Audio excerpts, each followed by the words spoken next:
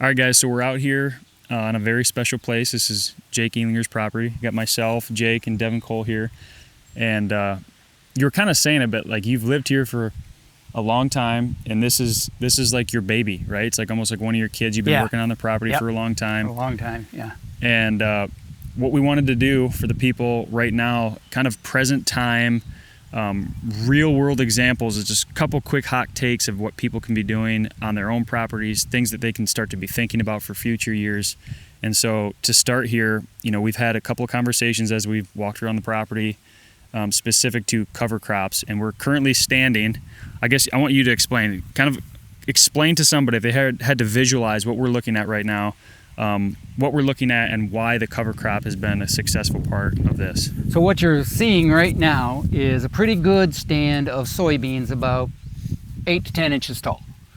And they were drilled in late May, early June, in a standing cover crop of crimson clover, winter rye, and some brassicas that had been seeded in the fall before, about this time of the year, late July through mid-August.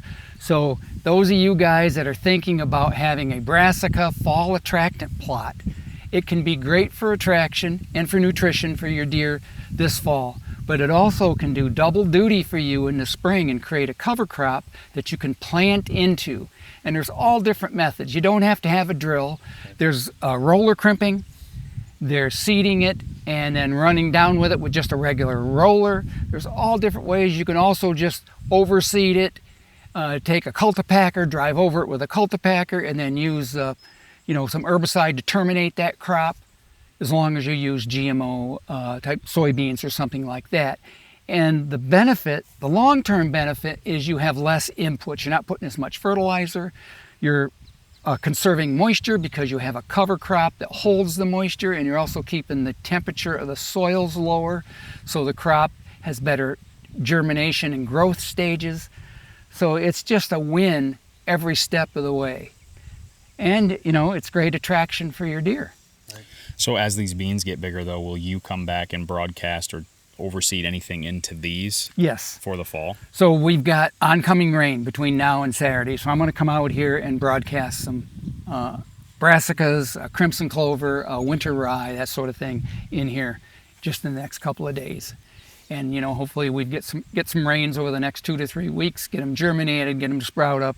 And I just keep that cycle going, So the soybeans fixate nitrogen, put it into the roots. That nitrogen feeds the brassicas.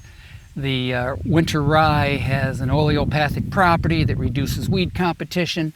So there's some great things by using fall annuals as a cover crop that saves you time and money as a food plotter and hunter. In the spring, yeah. Yeah. Okay. Yeah, it's like really working with nature. Heck yeah. Okay. Can you also quickly, not pivoting too much, but you were talking about how you come over and spray. You had a plot that had beans and corn in it, and how we were like very curious, like, why are you just driving over your corn to spray? Can you kind of talk about that too, like? Oh yeah, how you look at it. Yep. So this spring I drilled in soybeans separately with a 7-row planter that's 5 feet wide, and I also have a 2-row John Deere planter that I later came back, 4, 5, 6 hours. Put the corn in and then drilled the corn over it in specific locations. I left some openings, I had some lines that I created, and eventually the corn and the soybeans germinate and they come up and they start looking good, and they are Roundup ready, soybeans and corn. And eventually you have to come in there when there's grass and weed competition, because like it or not, the drill does disturb the soil enough to get some weeds and grasses coming up, and you have to spray it with glyphosate. So I really don't worry that much if I run over some corn. Right. Yeah, I do, because the corn is in rows, I try to straddle the rows the best I can, but eventually you got to turn around, and because you'll notice a lot of my plots are odd shapes. So I don't care if I run over some corn, because I'm not trying to produce so many bushels per acre. I'm trying to grow deer food and produce a little structure in that deer food.